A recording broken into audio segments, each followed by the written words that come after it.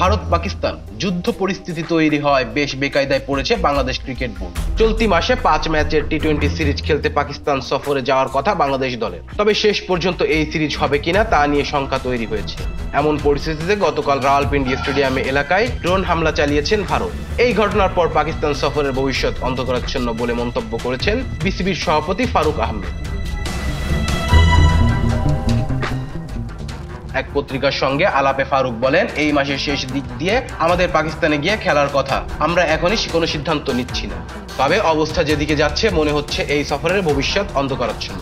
এদিকে পিএসএল নিয়েও অনিশ্চিত হয়ে গেছে।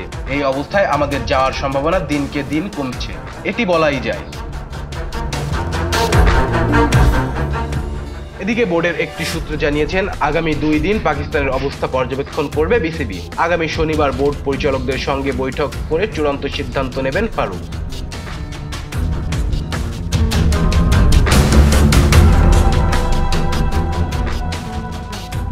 যদিও এই সিরিজটি আইসিসির ভবিষ্যৎ সফরসূচির অংশ, এজন্য এই সিরিজে খেলার জন্য বাংলাদেশ দলের বাধ্যবাধকতা রয়েছে।